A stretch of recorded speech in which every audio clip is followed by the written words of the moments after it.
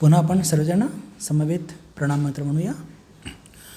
ओम स्थापकाय च धर्मस्य सर्वधर्मस्वरूपिणे अवतार वरिष्ठाय रामकृष्णाय ते नमः. जननीं शारदां देवीं रामकृष्णं जगद्गुरुं पादपद्मे तयो श्रित्वा प्रणमामि मुहुर्मुहुः. नमः श्रीयतिराजाय विवेकानन्दसूरये सच्चित्सुखस्वरूपाय स्वामिने तापहारिणे स्वामिने तापहारिणे. आपल्या आध्यात्मिक शिबिराचा हा द्वितीय आणि शेवटचा सत्र. आणि साधारणपणे आपल्या सर्वांना लक्षातच आहे की आपण या दुसरा आणि शेवटच्या सत्रामध्ये रामकृष्ण विवेकानंद भावधारेचे काही वैशिष्ट्य किंवा त्याला म्हणूया की लेगेसी परंपरा ती काय आहे आणि विशेष करून जे भगवान श्रीरामकृष्ण श्रीमा शारदा देवी स्वामीजी किंवा त्यांचे साक्षात शिष्य त्यांनी आपल्या जीवनामध्ये वेळोवेळी काही घटना त्यांच्या जीवनात इतक्या विलक्षण आणि काही आपल्याला खूप मोठा काहीतरी एक संदेश देऊन जाणाऱ्या आहेत तशा पण आहेत किंवा त्यांच्या मुखातून काही असे उपदेश निघाले आहेत की जे आपलं आध्यात्मिक जीवन नक्कीच ज्याला म्हणतो की त्याच्यामध्ये एक समृद्धी येईल असं काही ते बोलून गेलेले आहेत. तर आजच्या या सत्रामध्ये स्वामी विवेकानंद आणि रामकृष्ण संघाचे आपले पहिले परमाध्यक्ष स्वामी ब्रह्मानंदजी महाराज या दोघांच्या संदर्भात काही घटना त्यांचा उल्लेख मी करू इच्छितो. आणि विशेष करून हे लक्षात घेऊन की स्वामी विवेकानंद यांच्या संदर्भात भगवान श्रीरामकृष्ण नेहमीच जे उद्गार काढत ते म्हणजे की नरेंद्र म्हणजे अखंडाच्या घरातला ध्यानसिद्ध नररूपी नारायण जीवांचा कल्याण करण्याकरता त्यांनी म्हणजे आईने त्याला आणलेलं आहे इत्यादी असे उद्गारांनी त्यांना नेहमी विभूषित करत असत. आणि दुसऱ्या ठिकाणी राजा महाराज म्हणजेच आपले ब्रह्मानंदजी महाराज ते सुद्धा भगवान श्रीरामकृष्णांचे मानसपुत्र. म्हणजे यातून आपल्याला हे लक्षात येतं की त्यांचीसुद्धा आध्यात्मिक पातळी म्हणजे अर्थात आपण बिलकुलच मोजमाप करू शकत नाही कारण की आपली ती पात्रताच नाही आहे. पण या एका म्हणजे मानसपुत्र या शब्दानेच लक्षात येतं की ते सुद्धा तितकेच आध्यात्मिकरित्या खूप एक महान विभूती होते. तर आपण हे बघण्याचा प्रयत्न करूया की यांचे आपसात संबंध कसे होते. कारण की भगवान श्रीरामकृष्णांकरता सगळेचे सगळे 16चे 16 शिष्य त्यांना एकसारखेच. यांच्या दोघांचे आपसामध्ये जे संबंध हे इतके प्रगाढ आणि इतके श्रद्धापूर्ण होते. प्रसंगी दोघांच्यामध्ये कार्याला घेऊन मतभेदसुद्धा झालेले आहेत पण तरीसुद्धा त्यांच्यामध्ये असलेलं जे प्रेम आणि त्यांच्यामध्ये असलेली एकमेकांप्रती श्रद्धा हे बिलकुल ज्याला म्हणतो की आपल्याला फार स्पृहणीय आहे. आणि मी 2 किंवा 3 उदाहरणं आपल्यापुढे मांडण्याचा प्रयत्न करीन. सगळ्यात पहिलं उदाहरण म्हणजे की स्वामीजी हयात असताना बेलूर मठाची निर्मिती झालेली आहे आणि राजा महाराजसुद्धा तिथेच प्रथम अध्यक्ष म्हणून राहत आहेत आणि स्वामीजीसुद्धा तिथेच आहेत. आणि स्वामीजी लीला संवरण करण्याच्या पूर्ण म्हणजे त्या मानसिकतेमध्ये आहे आणि त्यांना काही काम त्यांच्या देखत पूर्ण करून घ्यायचं होतं बेलूर मठामध्ये. आणि याच्याकरता ते पूर्णपणे ज्याला म्हणतो की सगळ्यांना बिलकुल ताकीद देत आहे की लवकर काम करा लवकर काम करा. कारण की त्यांना लवकरात लवकर हे सगळं काम उरकून आणि त्यांनी ते ठरवलं होतं की कोणत्या दिवशी देह सोडायचा. योगी लोकांच्या जीवनात हे बघायला मिळतं. ठाकोरांनीसुद्धा तसंच केलं होतं. आणि त्यांनी विज्ञानानंदजी महाराजांना एक जबाबदारी दिली की जी बेलूर मठाच्या काठी गंगा आहे त्या गंगेवरती एक घाट बांधण्याकरता. आणि आपल्या सगळ्यांना माहितीच आहे की विज्ञानाचे महाराज इंजिनियर होते.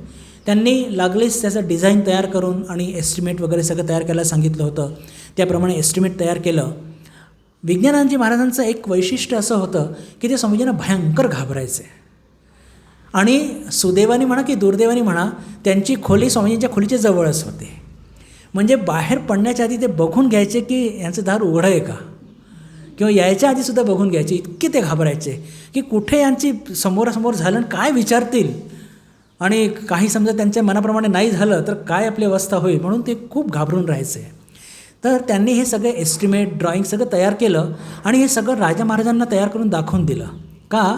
कारण की राजा महाराजांवरती खूप प्रेम होतं स्वामीजींचं. आणि स्वामीजी स्वतः त्यांनी अनेकदा म्हटलं आहे की या जगात मला सगळे कोणी सोडू शकतात, पण राजा मला कधी सोडणार नाही. आणि खरंच ही घटना तशीच खूपच म्हणजे ज्याला म्हणतो की बोलकी आहे. की मग ते सगळं एस्टिमेट वगैरे सगळं दाखवलं, सगळं स्वामीजींनी अप्रूव्ह केलं, काम सुरू झालं. आणि काम सुरू करत असताना हे लक्षात आलं की बजेट केव्हाचंच संपलेलं आहे, म्हणजे कमी पडत चाललेलं आहे. आणि तरीसुद्धा आता काम पूर्ण करायचं आहे. आणि आता ही गोष्ट स्वामीजींना सांगेल कोण? तर राजा महाराज म्हणे की विज्ञान महाराजांना म्हणाले की तू काम सुरू ठेव, आता बजेट ते काय नंतर बघूया. आणि राजा महाराजांनी सुद्धा परवानगी दिली आणि ते काम सातत्याने सुरू राहिलं. काम पूर्ण झालं. आणि जेव्हा काम पूर्ण झाल्यानंतर स्वामीजींनी सगळे बघितले वाउचर्स, तर जे काही एस्टिमेट होतं त्याच्यापेक्षा जास्तच पैसा खर्च झाला. ते खूप चिडले.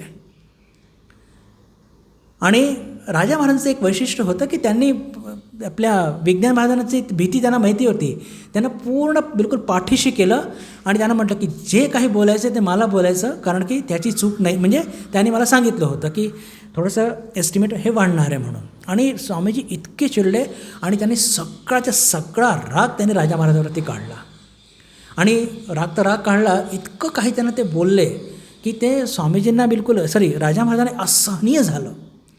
आणि इतकं ते असहनीय झालं की त्यांची ती सगळी चर्चा मध्येच सोडून आणि स्वतःच्या खोलीत दार बंद करून बिलकुल लहान मुलासारखे स्फुंदून रडू लागले.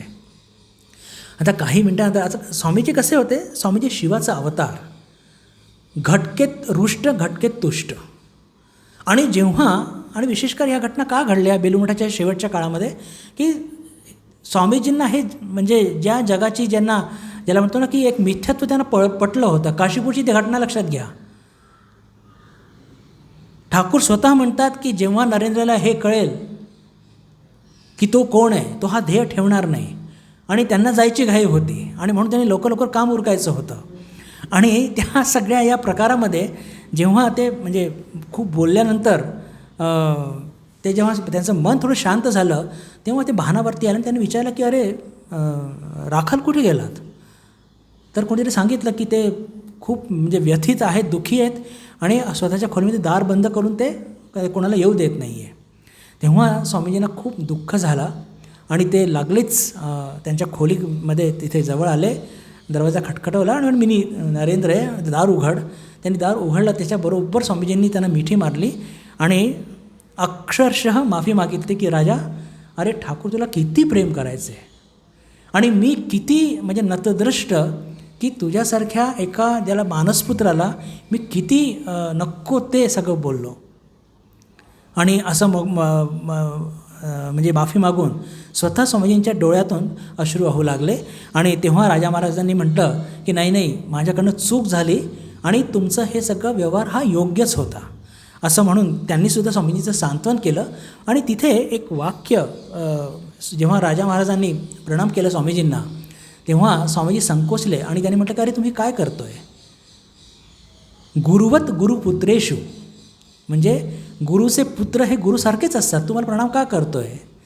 आणि त्याच्यानंतर स्वामीजींनी त्यांना प्रणाम करतात, स्वामीजी प्रणाम करून म्हणतात गुरुवत गुरुपुत्रेषु. राजा महाराज त्यांना प्रणाम करून म्हणतात की ज्येष्ठ भ्राता गुरु समान, की जे ज्येष्ठ आपले बंधू असतात ते गुरु समानच असतात. तर असा हा जो एक त्यांच्या दोघांमध्ये एक इतका एक आपसामध्ये श्रद्धेचा एक संबंध होता, प्रेमाचा संबंध होता. आणि ही घटना तुमच्यापुढे मांडण्याचा मी उद्दिष्ट हे काय आहे की ही जी लेगसी आहे, ही जी परंपरा आहे, ही फक्त म्हणजे त्या डायरेक्ट डिसायबल्सपर्यंतच मर्यादित न होता अनेकदा आपल्याला लक्षात येतं की ही परंपरा इतर जे स्वामीजी लोक त्यांच्यामध्येच नाही, तर स्वामीजी लोकांच्या संपर्कात येणारे भक्तांमध्ये सुद्धा तेच प्रेम, तीच श्रद्धा, तेच एकमेकांप्रती सन्मान हे सुद्धा बघायला मिळतं. मतभेद असतात, पण मतभेदांच्या पलीकडे जाणं हीच रामकृष्ण मठाची, रामकृष्ण मिशनची परंपरा आहे. आणि आपण सर्वजण बघतोच. आपण सुद्धा कार्य करत असताना आपल्यामध्ये किती मतभेद होत असतात, किती अनेकदा आपण एकमेकांना काही बोलत असतो. पण जेव्हा आपण ठाकूरांजवळ बसतो किंवा काही आत्मपरीक्षण करतो, तर त्या सगळ्या गोष्टी कुठेतरी नाहीशा होतात. आणि जे काही निर्णय घेतला गेलेला आहे ती ठाकूरांचीच इच्छा आहे हे म्हणजे हा एक विचार घेऊन आपण नेहमी पुढे जात असतो. म्हणून रामकृष्ण संघाचे इतके केंद्र हे सातत्याने पुढे जात आहे. एवढंच नव्हे तर प्रत्येक महिन्यामध्ये, आधी मी म्हणायचो की प्रत्येक 3-4 वर्षात एखाद सेंटर व्हायचं, आता प्रत्येक 1 महिन्यात किमान एक सेंटर तरी होत आहे. तर ह्या गोष्टी कुठेतरी फक्त स्वामीजी लोकांमध्येच नव्हे तर भक्तांमध्ये सुद्धा ती गोष्ट कळत किंवा न कळत ती पर्क्युलेट होत आहे. हे बिलकुल म्हणजे असं म्हणणं काही अयोग्य ठरणार नाही, मला असं वाटतं. आता दुसरी एक जी घटना राजा महाराजांच्या संदर्भातच मी सांगू इच्छितो आणि स्वामीजीच्या संदर्भात सांगू इच्छितो की किती यांच्यामध्ये आपसामध्ये एक प्रेम किंवा एक श्रद्धा होती. स्वामीजींनी देह ठेवलेला आहे आणि राजा महाराजांना भुवनेश्वर फार आवडायचं आणि त्यांना जेव्हाही संधी मिळायची 3 महिने, 4 महिने, 6 महिने हे भुवनेश्वरला जाऊन राहायचे. आणि त्यांच्याबरोबर नेहमी असायचे तर सुरजी महाराज, ते पण नंतर परिवर्ती काळामध्ये रामकृष्ण संघाचे निर्वाणानंदजी रामकृष्ण संघाचे उपाध्यक्ष झाले होते, महाउपाध्यक्ष. आणि एक गणेशानंदजी महाराज म्हणून त्यांचे एक सेवक होते. तर ही घटना जेव्हा झाली तेव्हा गणेशानंदजी महाराज त्यांनी ही घटना नोंद केलेली आहे. तर घडलं असं की एक दिवशी सकाळी अचानक राजा महाराज खूप गंभीर होते. साधारणपणे ते खूपच गंभीर असायचे, पण अजून जास्तच गंभीर होते. आणि त्यांनी सेवक महाराजांना म्हणजे गणेशानंदजी महाराजांना बोलवलं आणि म्हटलं की अरे जरा थोडंसं गंगाजल आण. आणि आपण कसं करतो ना, ठाकूरांना काही व्हायचं असेल किंवा मंदिरात प्रवेश करायचा असेल तर गंगाजल हातावरती घेऊन प्रोक्षण करतो, म्हणजे पवित्र झालो पण असं एक आपली एक मनाची भावना असते. तसं त्यांनी ती गंगाजल आपल्या हातात घेतलं, प्रोक्षण केलं आणि मग निर्वाणानंदजी महाराजांना बोलवलं आणि तिथे त्यांची पुस्तकाची एक कपाट होतं, त्यातलं एक विशिष्ट पुस्तक काढायला सांगितलं. आणि ते पुस्तक काढल्यानंतर राजा महाराजांनी ते पुस्तक आपल्या हातात घेतलं आणि त्यांचं ते गंभीर भाव अजून गंभीर झाला आणि पुस्तक त्यांनी उघडून वाचलं नाही, काही नाही. नुसतं असं हातावर घेऊन श्रद्धेपूर्वक, गंभीरतापूर्वक अनेक क्षण असेच बसले राहिले.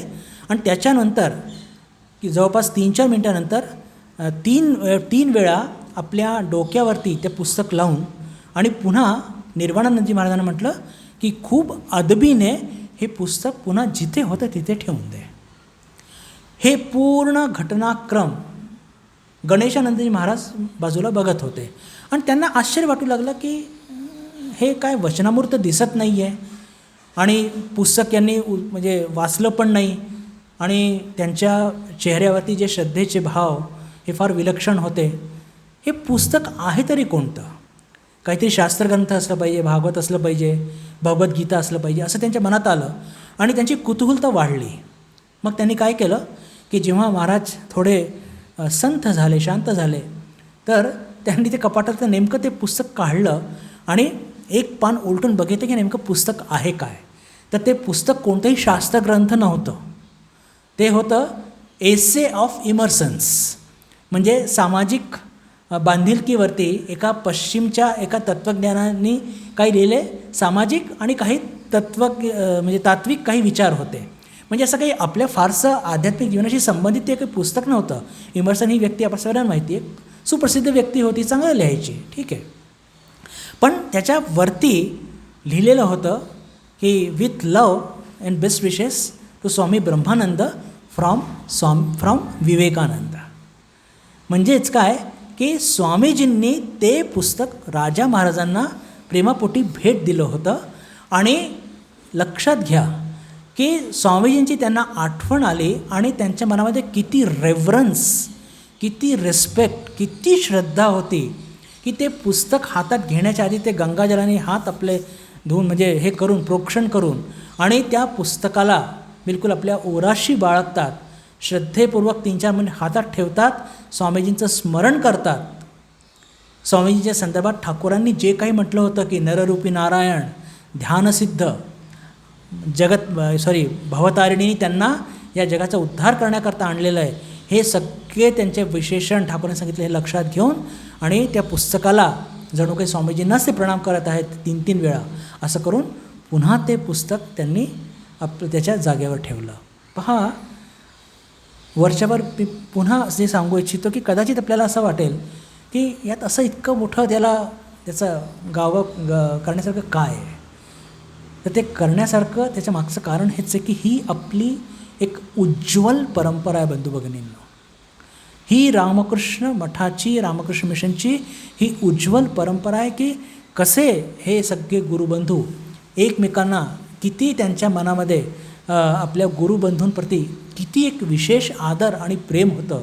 किती एक म्हणजे ॲपरंटली बघायला तर ते शास्त्रग्रंथसुद्धा नाही की काही वचनामृतसुद्धा नाही, पण फक्त माझ्या नरेंद्रने ते पुस्तक मला दिलेलं आहे आणि त्यांच्या आठवणींनी ते त्यांच्या मनात इतकी श्रद्धा निर्माण झाली. तर ही श्रद्धा जी असते ना बंधू भगिनींनो, भगवान श्रीरामकृष्ण म्हणतात की श्रद्धा ही नेहमी आंधळी असते, पण या श्रद्धेने ज्या साधकाला झपाटलं ना त्याची प्रगती ही मात्र एकदम 100% होणारच.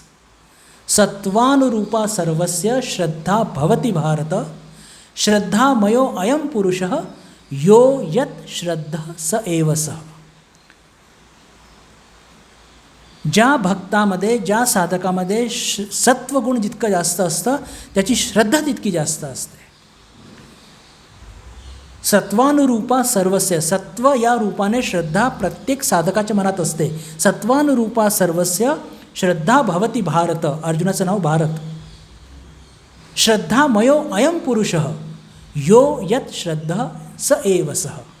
ज्याची जशी जितकी श्रद्धा असते तितकंच तो ईश्वराच्या समीप जाऊ शकतो किंवा त्याच्या कृती तशा असतात. थोडंसं जरा आपल्या स्तरावरती येऊ, फिनॉमिनॉलॉजिकल स्टडी. आपण तर काही राजामाच्या स्तरावर जाऊ शकत नाही. एक लक्षात घ्या बंधू भगिनींनो की आपण जेव्हा सेवा कार्य करत असताना जेव्हा आपण आपली अडचण किंवा आपली ज्याला म्हणतो की काही डिफिकल्टी याला खूप जास्त महत्त्व देतो ना, तेव्हा लक्षात घ्या की कुठेतरी आपली श्रद्धा कमी पडते आहे.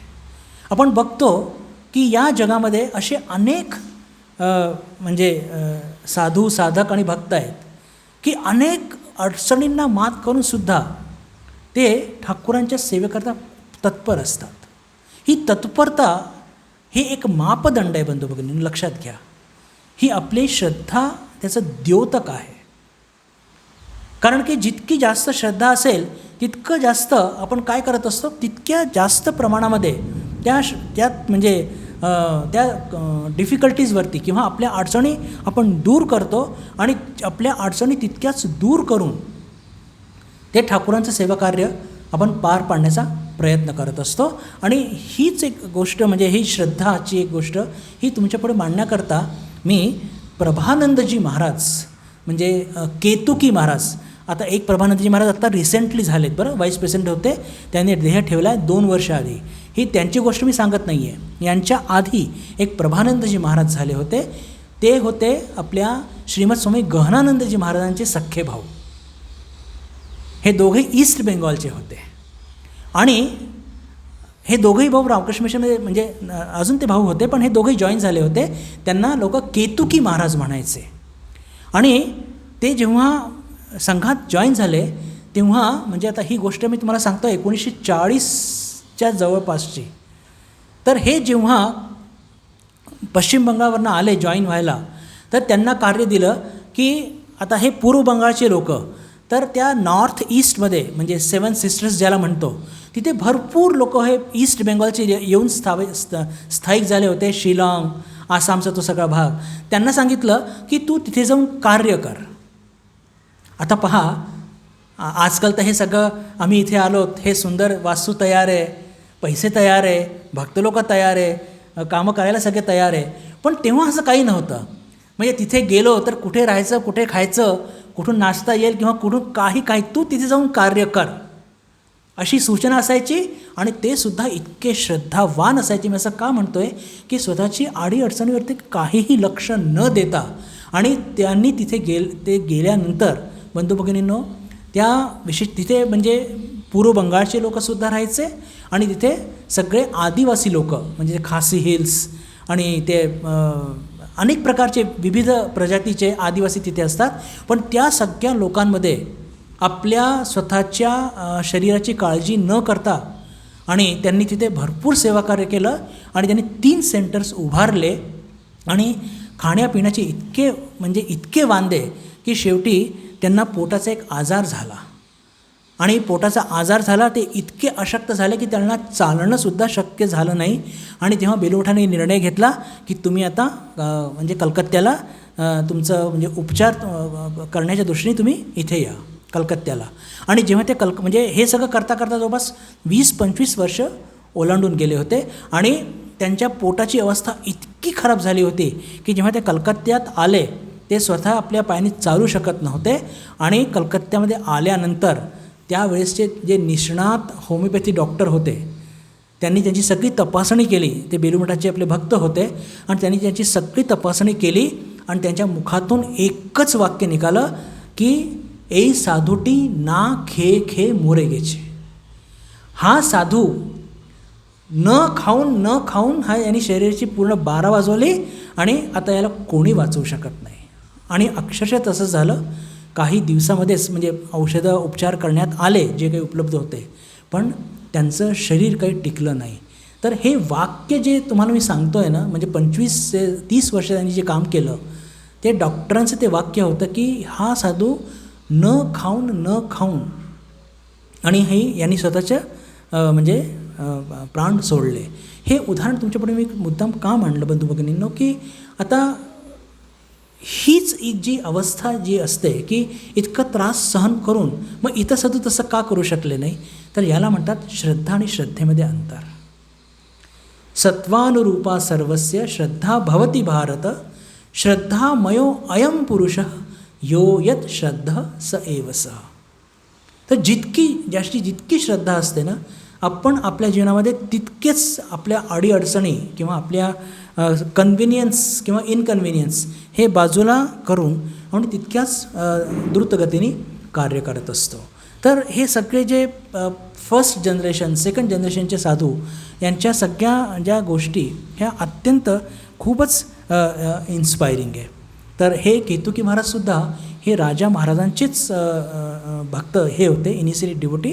आणि ती घटना राजा महाराजांचं काही वाचत असताना मला अचानक स्मरणात आली, आणि मला असं वाटलं की हे सुद्धा आपल्यापुढे मांडणं एक फारच योग्य होईल आजच्या दिवशी. अजून एक घटना जे सांगू इच्छितो, वेळ पण होत आली आहे. एक घटना सांगून आपण तिथे थांबूया. आणि विशेष करून ही घटना मी का निवडलेली आहे की पहा, भगवान श्रीरामकृष्णांचे जे सगळे त्यागी शिष्य आहेत यांची दृष्टिभंगी कशी असते. आणि ही घटना मी निवडली आहे स्वामी अखंडानंदजी महाराजांच्या जीवनातून.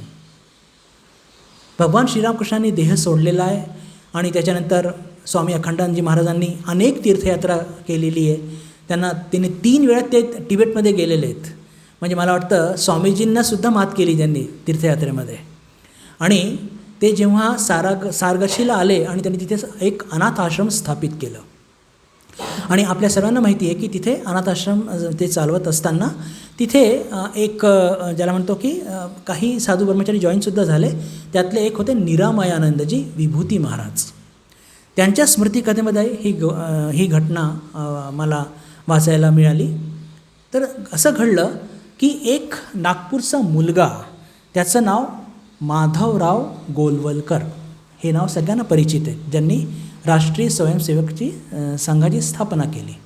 ते तेव्हा बनारस हिंदू युनिव्हर्सिटीमध्ये व्याख्याते होते आणि 3 वर्ष त्यांनी तिथे व्याख्यातेच्या पदावरती काम केल्यानंतर त्यांना ते काही फारसं रुचलं नाही आणि म्हणून ते राजीनामा देऊन पुन्हा नागपूरला आले.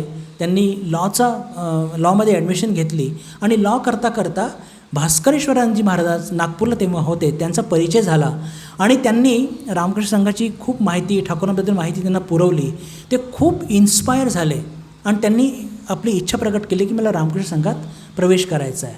तर त्यांनी लागलीच म्हटलं की एक भगवान श्रीरामकृष्णांचे साक्षात शिष्य आहेत, तू तिथे जा आणि त्यांच्या सानिध्यात तू राहा, तुझं खूप चांगली प्रगती होईल.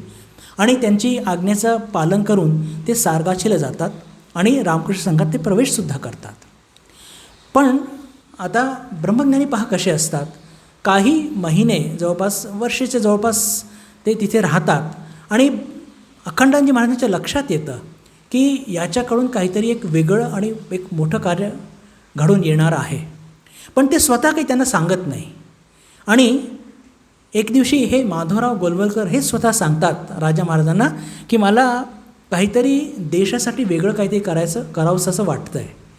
तर अखंडानंदजी महाराजांनी बिलकुल विलंब न करता त्यांना आशीर्वाद आणि आज्ञा दिली.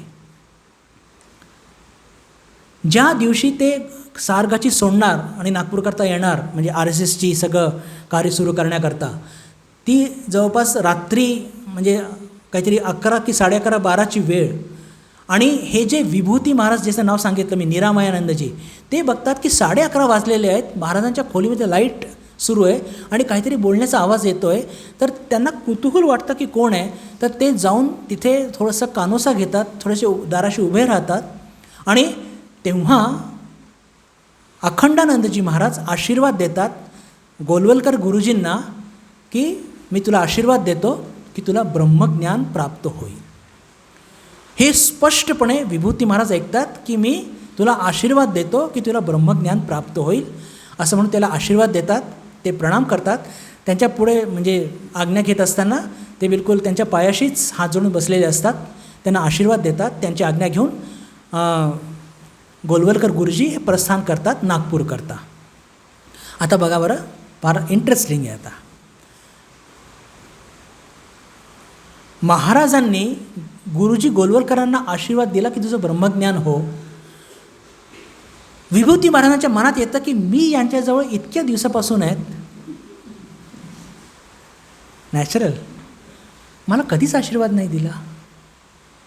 आणि हा विचार येतो आणि तो विचार इतका मल्टिप्लाय होतो की त्यांच्या जीवनामध्ये एका प्रकारची एक निराशा निर्माण होते. निराशा म्हणजे कशी की ते मठात आहेत, महाराजांची सेवा करत आहेत, ठाकूरांची सेवा करत आहेत, सगळं कार्य करत आहेत, पण तो आधीचा एक उत्साह, एक चैतन्य तो कुठे नाही आहे. का की कुठेतरी अपेक्षा आहे. महाराजांनी त्यांना सांगितलं, त्याला आशीर्वाद दिले, मला नाही दिले. आणि आता ब्रह्मज्ञानी महाराज ना, या हालचालीवर सगळं लक्षात येतं की याच्या मनात काय सुरू आहे. 2-3 महिने काही बोलत नाही महाराज, काही बोलत नाही. पण याची जी मॅलन केली, याची निराशा ती काही कमी होत नाही आहे. मग एके दिवशी काय करतात महाराज, सकाळच्या वेळेस त्यांना शौचाला जायचं असतं. तर ते म्हणतात की अरे मी जर शौचाला चाललो आहे, तू पाणी घेऊन माझ्या मागे ये पाय धुवायला. तर त्यांनी आज्ञेचं पालन करतात. आणि आधी कसं असायचं ना की घर एका ठिकाणी आणि शौचालय दुसऱ्या ठिकाणी असायचं. तर थोडं पुढे जातात आणि त्या सगळ्या भागामध्ये भरपूर घनदाट झाडी असायची. त्या झाडीच्या जवळ जातात आणि महाराज थांबतात आणि कोणत्याही प्रस्तावना न मांडता सरळ निरामयानंदजी महाराज, म्हणजे तेव्हा ब्रह्मचारी विभूती, त्यांना म्हणतात, बघ विभूती, ठाकूरांना जे मागशील ना ते मिळेल, पण काहीच न मागितलं ना तर भरपूर काही मिळेल. वंडरफुल. बंधू-भगिनींनो, ही लेगेसी आहे रामकृष्ण संघाची, ही परंपरा. मी रिपीट करतो, काय म्हणाले मी, 3दा रिपीट करतो की विभूती, ठाकूरांकडे काही मागशील सगळं काही मिळेल तुला, जे मागितलं तितकंच मिळेल. पण जर काही मागणार नाही तर भरपूर काही, जे तू विचार पण नाही केला असं तुला मिळेल. हे सांगून महाराजांनी त्यांच्या मनावरती बिंबवून दिलं की अरे आध्यात्मिक उन्नतीकरता सुद्धा अरे ठाकूर देतील सगळं, फक्त त्यांची आपल्याकडे एक संपूर्ण मनाने शरणागती त्यांच्या चरणी असली पाहिजे बस. की ठाकूर तुमच्या चरणी डोकं दिलं आहे, आता पायाकडनं कापा की डोक्याकडनं कापा, तुमची इच्छा. आणि हे वाक्य कोणी साधारण मनुष्याने म्हटलेलं नाही आहे. अखंडानंदजी महाराज की ज्यांनी स्वतः भगवान श्रीरामकृष्णांची सेवा केलेली आहे, त्यांच्या ते म्हणजे त्यांचा सत्संग त्यांना लाभलेला आहे. काय ते म्हणाले, विभूती ठाकुरांकडे काही मागितलं तर अवश्य मिळेल, पण जर काहीच नाही मिळालं तर भरपूर काही जे तू विचार केला नाही ते सुद्धा तुला मिळेल. हे सांगून त्यांनी हे म्हणजे मांडून दिलं की खरंच ठाकुरांकडं कोणतीही फक्त मागायचं असेल तर त्यांच्या चरणी शुद्ध भक्तीची प्रार्थना केली पाहिजे. आणि हीच गोष्ट स्वतः भगवान श्रीरामकृष्ण वारंवार वचनामध्ये सांगतात की ईश्वराकडनं काही मागायचं तर ती शुद्ध भक्तीच मागायची, बाकी ही मुक्ती उक्ती हे सहज देतील आहे. तर ठरलेली वेळ संपत आलेली आहे.